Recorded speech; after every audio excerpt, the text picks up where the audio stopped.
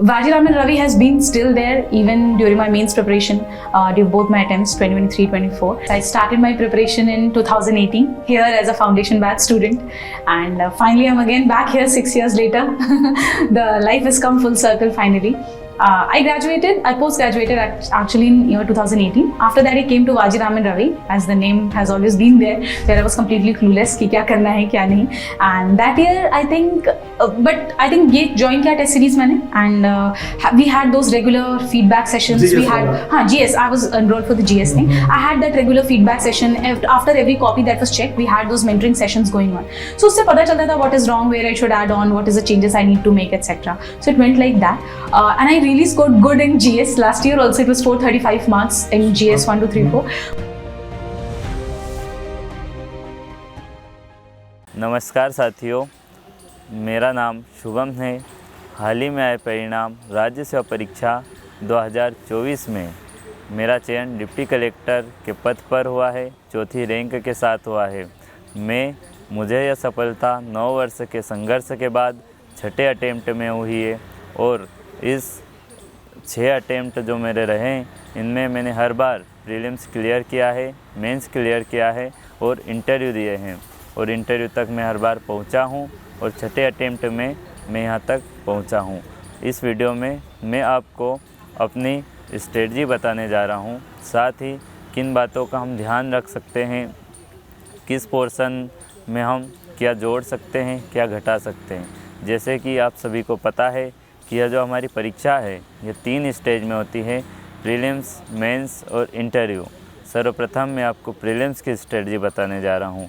Prelims में जैसे आपने सुना होगा, अधिकांश टॉपर कहते हैं कि हमें प्रीवियस ईयर क्वेश्चन का अध्ययन करना चाहिए, साथ ही साथ हमें जो MCQ है वो ज़्यादा से ज़्यादा लगाने चाहिए। मेरा ऐसा मानना है कि सर्वप्रथम हमें ज़्यादा से ज़्यादा कंटेंट याद करना चाहिए, साथ ही साथ MCQ देखते रहना चाहिए। इससे हमें एक आइडिया मिलता है कि जो हम पढ़ रहे हैं उससे प्रश्न आते हैं, कैसे आते हैं, कितने आते हैं। तो प्रीवियस ईयर के क्वेश्चंस की महत्वपूर्ण भूमिका रहती है। कुछ टॉपिक्स रहते हैं जहाँ से क्वेश्चन फिक्स रहते हैं, हमें उनको ज़्यादा से ज़्यादा पढ़ना चाहिए, उसके बाद अन्य टॉपिक्स को पढ़ना चाहिए। हम जो भी विषय पढ़ते हैं उसमें जो मुख्य पॉइंट रहते हैं, जहाँ से प्रश्न ज़्यादातर बनने की संभावना रहती है, पहले हमें उन्हें पढ़ना चाहिए। प्रीलिम्स में जैसे कि आप सभी को पता है 10 यूनिट्स होती है। यह 10 यूनिट्स अलग अलग होती है, जिसमें इतिहास, भूगोल, मध्य प्रदेश की यूनिट्स, करंट अफेयर, सूचना प्रौद्योगिकी और मध्य प्रदेश की जनजातियाँ शामिल है। मैं सर्वप्रथम पहली यूनिट के बारे में बताता हूँ कि पहली यूनिट में भारतीय इतिहास है, जिसमें नया सिलेबस 2024 में आया है। जब से उसमें भारतीय ज्ञान परंपरा पर अत्यधिक जोर दिया गया है, और जैसा कि देखा भी जा रहा है कि भारतीय ज्ञान परंपरा जो है वो अत्यंत समृद्धशाली है, और उससे ज़्यादा से ज़्यादा एग्ज़ाम में प्रश्न पूछे गए हैं। तो हमें किसी अच्छे सोर्सेज से, मेरा मानना है कि हमें NCERT से संबंधित कोई सी भी पुस्तक पढ़नी चाहिए। उदाहरण के लिए रामशरण शर्मा, उससे हमें यह वाला पोर्शन अच्छा मजबूत करना चाहिए। इतिहास में NCERT की पुस्तक से प्रश्न सीधे के सीधे आते हैं, तो हमें ज़्यादातर NCERT का अध्ययन करना चाहिए और MCQ लगाना चाहिए। दूसरी यूनिट में मध्य प्रदेश का इतिहास और संस्कृति है, जो कि हमें एक पुस्तक में सारगर्भित रूप से प्राप्त नहीं होता है। मेरा ऐसा मानना है कि हिंदी ग्रंथ अकादमी की जो पुस्तकें हैं उनका अध्ययन करना चाहिए। सरकार की ऑफिशियल वेबसाइट से उसको देखते रहना चाहिए।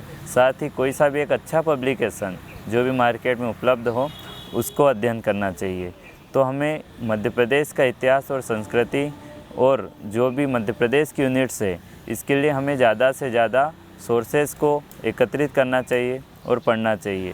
हम किसी एक सोर्सेज से यदि उम्मीद करें कि इससे सारे प्रश्न आ जाए, तो मुझे ऐसा लगता है कि यह संभव प्रतीत नहीं होता है। साथ ही जो भारत का भूगोल है, भारत का भूगोल की यूनिट 3 में है, जिसके लिए मैंने महेश कुमार वर्णवाल की पुस्तक पढ़ी है, और देखा गया है मेरी लगातार प्रीलिम्स क्लियर हुई है। 2025 की भी मेरी प्रीलिम्स क्लियर हुई है, अर्थात 7 बार मैं लगातार प्री पास हुआ हूँ। तो मैंने महेश कुमार वर्णवाल जियोग्राफी के लिए पढ़ी है, और इसमें भी जो मुख्य टॉपिक रहते हैं, भौगोलिक विभाजन, पर्वत, पठार, नदियाँ, इनसे ज़्यादातर प्रश्न बनने की संभावना रहती है। तो हमें इनको अच्छे से पढ़ना चाहिए। और जियोग्राफी को पढ़ने का सबसे बेहतर तरीका है कि इसे हम मैप के माध्यम से याद करें।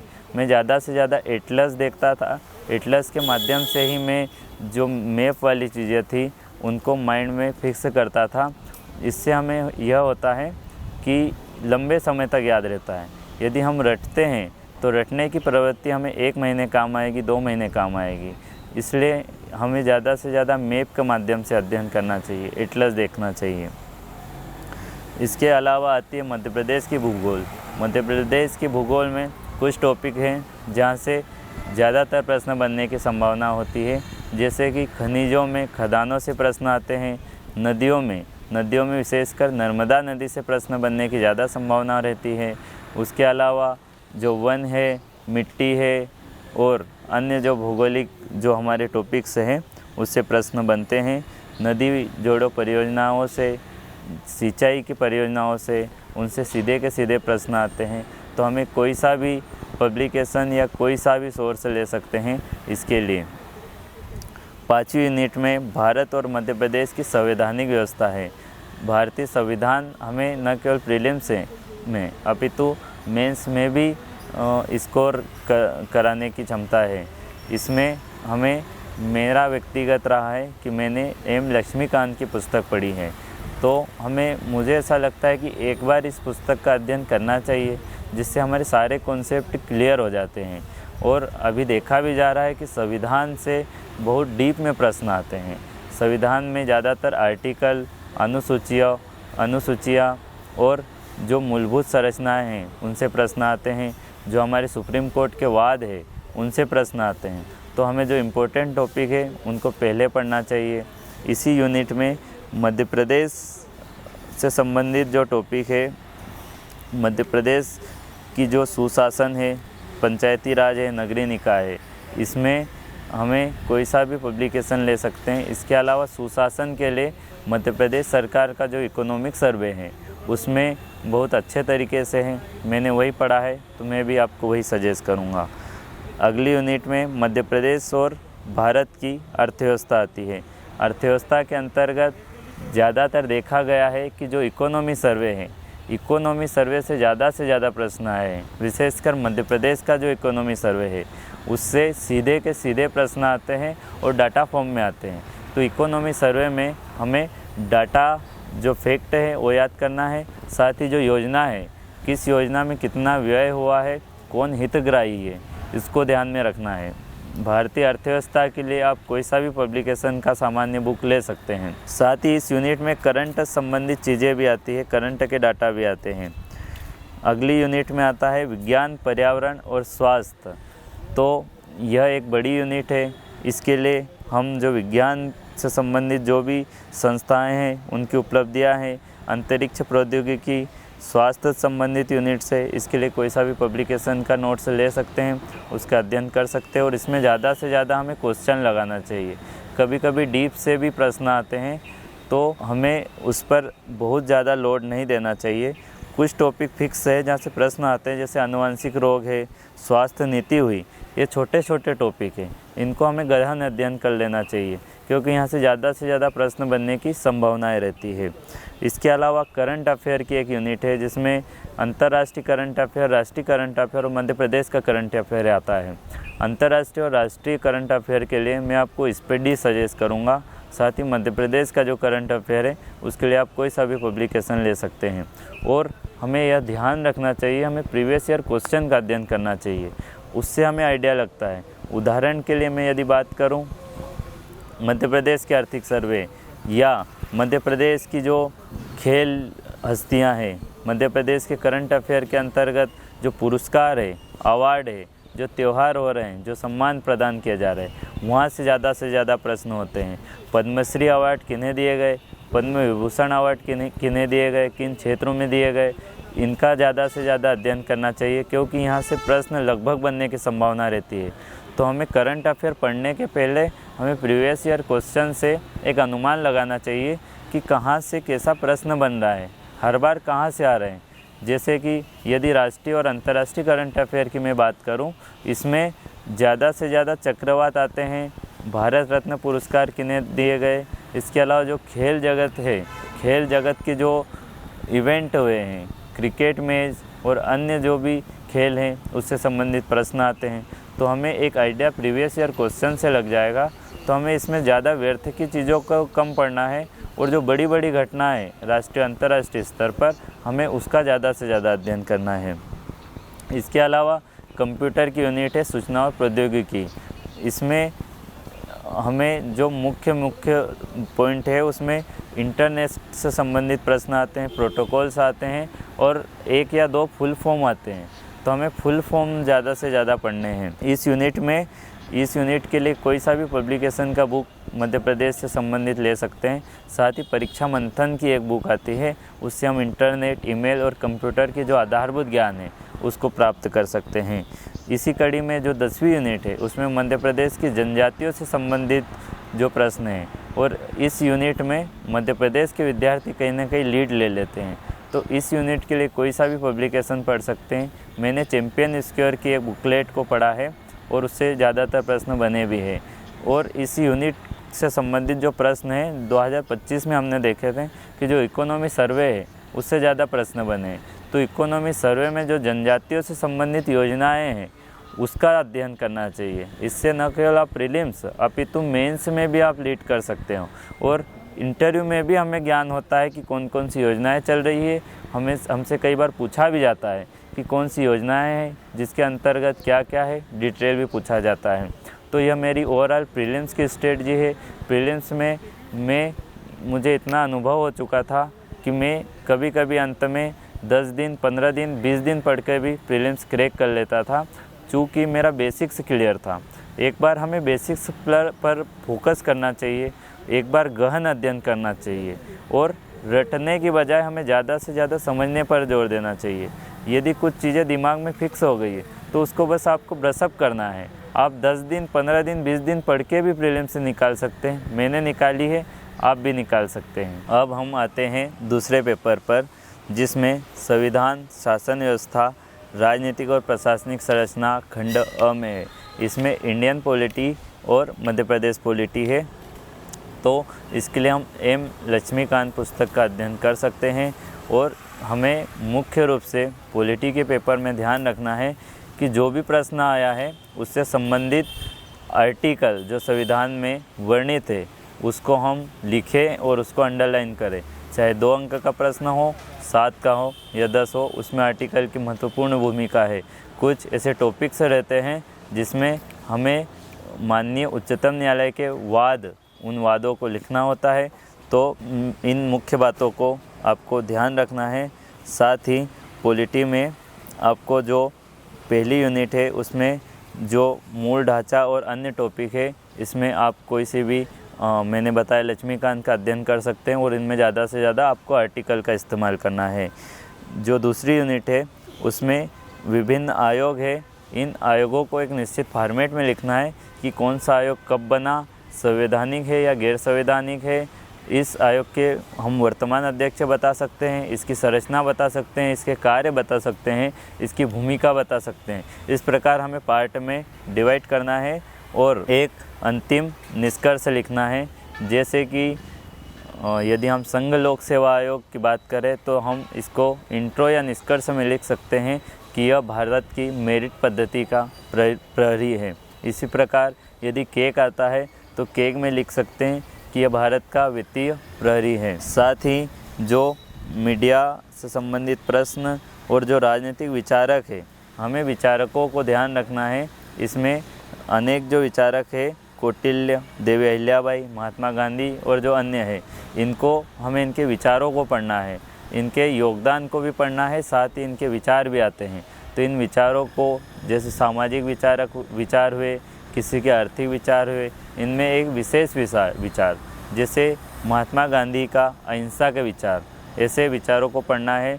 इसके लिए आप कोई सी भी बुक्स ले सकते हैं या एनसीईआरटी का भी आप इस्तेमाल कर सकते हैं। इसके अलावा जो 2 यूनिट्स हैं ये मध्य प्रदेश से संबंधित है।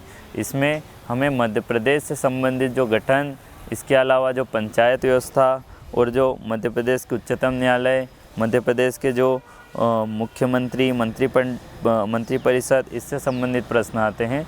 तो ज़्यादातर प्रश्न एम लक्ष्मीकांत से कवर होते हैं। उसके बाद जो मध्य प्रदेश से रिलेटेड जो पर्सनालिटी है, उसके लिए हम मध्य प्रदेश की कोई सी भी बुक्स ले सकते हैं और इनमें भी हमें संविधान के ज़्यादा से ज़्यादा आर्टिकल लिखने हैं। इसके अलावा जो खंड ब है वो नया जुड़ा हुआ है, जिसमें पूरा समाजशास्त्र है।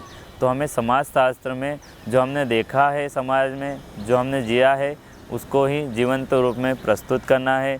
समाजशास्त्र की जो 5 यूनिट्स है, इसमें जो आधारभूत विविधता, चुनौतियाँ, ग्रामीण और नगरीय समाजशास्त्र, इसके अलावा औद्योगिकरण, वैश्वीकरण, इसके अलावा मानव संसाधन और शिक्षा नीति से संबंधित टॉपिक्स हैं।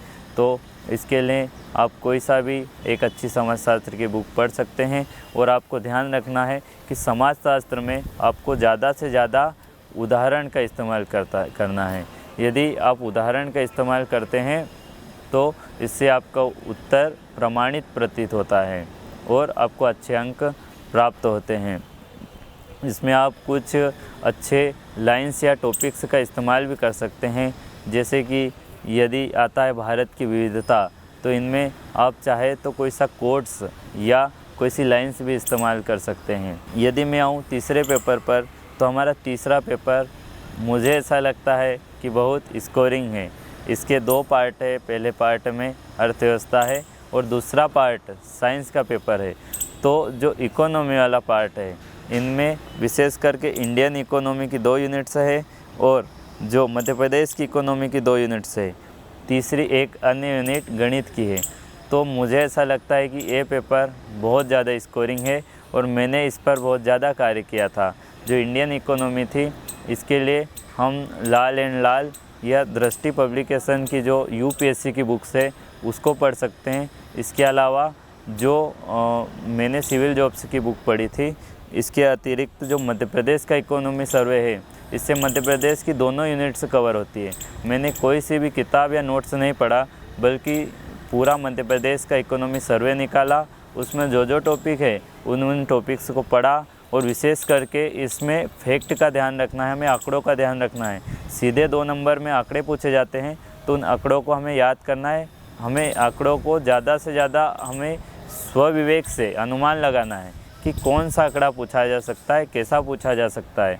तो जो टॉपिक्स है उसके आंकड़े पढ़ना है। साथ ही जो योजनाएं हैं, इकोनॉमी सर्वे में योजनाएं दी हुई है, योजनाएं सीधी 2 नंबर में पूछी जाती है, 7 नंबर में पूछी जाती है। योजनाओं के उद्देश्य पूछे जाते हैं। तो हमें इन चीज़ों को वहाँ से अध्ययन करना है। इसके अलावा जो मैथ्स की यूनिट है, मैथ्स की यूनिट यह ज़्यादातर देखा जाता है कि फैक्चुअल की बजाय थ्योरेटिकल है। साथ ही इसमें माध्य, माध्यिका और बहुलक जैसे टॉपिक है, जहाँ पर प्रश्न बनने की ज़्यादा से ज़्यादा संभावना होती है। और इस पेपर में एक सबसे अच्छा लाभ है कि ज़्यादातर स्कोरिंग होने की हमें संभावना है। इसको मैं सार गर्भित रूप से कहूँ तो इकोनॉमी डाटा, ग्राफ, चार्ट के बिना अधूरी है। गणित का जो यूनिट है उसमें आपको एग्जैक्ट उत्तर आना चाहिए, आपको पूरे में से पूरे अंक प्राप्त हो सकते हैं। इसलिए मैं इस यूनिट को बहुत महत्वपूर्ण मानता हूँ। इसके अलावा जो साइंस की यूनिट है, इसमें हमें कुछ नए टॉपिक से जुड़े हैं। इसके कोई सा भी नोट्स हमें मार्केट से ले लेना चाहिए। उसके अलावा इसमें कंप्यूटर की यूनिट है। आयुष प्रणाली, जो भारतीय योग आयुर्वेद से संबंधित जो हमारी चिकित्सा प्रणाली है, इसका हमें गहन अध्ययन करना है। और यहाँ पर एक मूल बात है कि जो सिलेबस में लिखा है, ज़्यादातर वहीं से प्रश्न बनने की संभावना होती है, लघु उत्तरी और दीर्घ उत्तरी दोनों प्रश्न से। इसलिए सिलेबस की हर एक लाइन इम्पोर्टेंट है। स्वास्थ्य के कार्यक्रम हमें इसी पेपर में देखने को मिलते हैं। तो इन कार्यक्रमों को एक प्रॉपर फॉर्मेट में तैयार करना है। कार्यक्रम का वर्ष लिखना है, उसका मंत्रालय लिखना है, उसके टारगेट्स क्या क्या रहे और उसके अचीवमेंट क्या क्या रहे। और हमें यदि करंट से कि कितनी अचीवमेंट रही, कितने लोगों को लाभ मिला, कितने करोड़ व्यय हुए, इसमें कितना करोड़ बजट है, यदि ये शामिल करते हैं तो हमारा उत्तर और भी अच्छा रहता है। इसी कड़ी में इसी पेपर की एक 5वीं यूनिट है पर्यावरण। पर्यावरण से संबंधित जो भारतीय ज्ञान परंपरा और संस्कृति में पर्यावरण है, उसका भी विशेष रूप से वर्णन है। तो यहाँ पर हमने जो देखा है, हमने जो जिया है, उसको लिख सकते हैं। इसके अलावा पर्यावरण की दिशा में सरकार के जो प्रयास है उन प्रयासों को हमें लिखना है। यदि प्रश्न नहीं भी आता है तो हमें कंक्लूज़न में पर्यावरण की जो सरकार की योजनाएं हैं उसको हम लिख सकते हैं। उदाहरण के लिए वर्तमान में एक पेड़ माँ के नाम अभियान, यह वृक्षारोपण के लिए एक अभियान है, लेकिन इससे समग्र पर्यावरण की सुरक्षा की दिशा में एक कदम है। Mission life style for environment, यह पर्यावरण के लिए एक बेहतर कदम है। इसके अलावा सरकार के द्वारा बजट के माध्यम से निरंतर इस प्रकार की योजनाएं लाई जाती है सोलर ऊर्जा के क्षेत्र में तथा पर्यावरण संरक्षण के क्षेत्र में, तो हमें इन योजनाओं को शामिल करना है। इसके अलावा जो भी हमारे पास रिपोर्ट्स रहती है उस रिपोर्ट्स के जो डाटा है उसको हम यदि लिखते हैं तो हमारा उत्तर एक संतुलित और बेहतर बनता है। यह हमारे तीसरे पेपर की रणनीति हुई। इसी प्रकार में तीसरे पेपर को यदि एक बात में कहना चाहूँ तो ये सबसे इम्पोर्टेंट और सबसे स्कोरिंग पेपर है, क्योंकि यहाँ पर ज़्यादा से ज़्यादा फैक्चुअल चीज़ें हैं और फैक्चुअल चीज़ें पूछी जाती है और हम लिखते हैं तो ज़्यादा से ज़्यादा हमें अंक प्राप्त होते हैं, इसलिए यह पेपर बहुत इम्पोर्टेंट है। इसके अलावा हमारा जो चौथा पेपर है वो इथिक्स का पेपर है। इसमें पार्ट ए में इथिक्स का पेपर जिसमें विचारक है लगभग 19 से ज़्यादा विचारक है, लगभग 19 विचारक है, जिसमें षड दर्शन भी शामिल है। तो हमें जो विचारक है इनकी विचारधारा पढ़नी है, इसके लिए हम कोई सी भी बुक का इस्तेमाल कर सकते हैं। इसके अलावा राष्ट्र निर्माण और नैतिक अवधारणाएं, जिसमें राष्ट्र की अवधारणा शक्ति घटक, इसको हमें ज़्यादा से ज़्यादा करंट से जोड़कर कर सकते हैं। साथ ही इसमें जो उदाहरण के लिए मैं कहूँ श्रीमद् भगवद गीता का नैतिक शास्त्र और प्रशासन में उसकी भूमिका, तो हमें भगवद गीता के श्लोक से याद होने चाहिए। उस श्लोक को हम वर्तमान से कैसे डाल सकते हैं, वर्तमान प्रशासन में उन श्लोक का कैसे इस्तेमाल है, तो भगवद गीता का प्रत्यक्ष इस्तेमाल हो जाएगा, उसकी भूमिका को हमें स्पष्ट रूप से इंगित हो जाएगी। इसी प्रकार इथिक्स के साथ साथ इसमें लोक प्रशासन की कुछ यूनिट्स है, भ्रष्टाचार, मानवीय आवश्यकता और अभिप्रेरणा। तो हम भ्रष्टाचार में भ्रष्टाचार सूचकांक, भ्रष्टाचार के लिए सरकार के जो प्रयास है उनको शामिल कर सकते हैं। द्वितीय प्रशासनिक सुधार आयोग है, उसकी रिपोर्ट में भ्रष्टाचार के लिए क्या क्या कहा गया है, नोलन समिति ने किस प्रकार इसके संबंध में कहा है। इस प्रकार उन चीज़ों को यदि शामिल करते हैं तो हमारा उत्तर एक ऑथेंटिक और प्रमाणित साबित होता है। इस प्रकार 4 पेपर पूरे होते हैं। 5वां पेपर हमारा हिंदी का पेपर है और फिर मैं इसे एक बहुत महत्वपूर्ण पेपर मानता हूँ, जो बहुत छोटा है लेकिन सबसे ज़्यादा स्कोरिंग है। हिंदी में विशेष करके आपको ग्रामर पढ़नी है और ट्रांसलेशन पर ध्यान देना है। मेरा ट्रांसलेशन कमज़ोर था और अंत तक कमज़ोर रहा, इसलिए मैं स्टूडेंट्स को कहना चाहता हूँ कि ट्रांसलेशन को ज़्यादा से ज़्यादा आप प्रैक्टिस करें, आप पारिभाषिक शब्दावलियों को पढ़ें, याद करें। इसके अलावा जो ग्रामर्स है उन ग्रामर्स को आप पढ़ सकते हैं, कोई सा भी नोट्स ले सकते हैं, कोई सी भी किताब ले सकते हैं, आप वीडियोस के माध्यम से भी देख सकते हैं। मैंने स्टडी 91 के वीडियो ग्रामर्स के लिए ज़्यादा से ज़्यादा देखे थे और उससे मुझे ज़्यादा से ज़्यादा लाभ प्राप्त हुआ था। हिंदी में ग्रामर के साथ आपको अशुद्धियों पर ध्यान देना है, क्योंकि हिंदी और निबंध ये 2 ऐसे पेपर है जिसमें आपको अशुद्धियों को चेकर के द्वारा पकड़ लिया जाता है, गोला मार दिया जाता है। इसलिए आपको शुद्धता पर ध्यान देनी है और हिंदी को ज़्यादा से ज़्यादा आपको ग्रामर पढ़नी है। इसके अलावा मैं 6ठे पेपर पर जाऊंगा जो कि निबंध का पेपर है, जिसमें निबंध तथा प्रारूप लेखन है। तो हमें निबंध को सारगर्भित रूप से प्रॉपर इंट्रो, पूरी रूपरेखा के माध्यम से प्रॉपर कंक्लूज़न देना चाहिए। निबंध में मेरी स्ट्रेटजी ये रहती थी कि मैं 10 से 20 टॉपिक ऐसे रखता था जिसको मुझे लिखना है परीक्षा में। यदि वो टॉपिक आता है तो मैं उसका इंट्रो तैयार कर लेता था कि यदि बड़ा निबंध आया है तो 1000 शब्दों में, तो मैं उसे इंट्रो उसका क्या बनाऊंगा, मैं अपने पास पहले सोच के रख लेता था, जिससे मेरे को वहाँ पर जाने में और लिखने में समस्या नहीं होती थी। और हमें निबंध लिखने के पहले कुछ बिंदुओं का ध्यान रखना चाहिए, जैसे हमें पहले ही उसकी एक रूपरेखा तैयार कर लेनी चाहिए कि कोई सा निबंध कि किस प्रश्न में कितना लिखना है, और निबंध में सबसे महत्वपूर्ण भूमिका रहती है उसका प्रवाह। निबंध में एक फ्लो होना चाहिए, यदि हमारा फ्लो टूटता है तो निबंध अच्छा नहीं लगता है।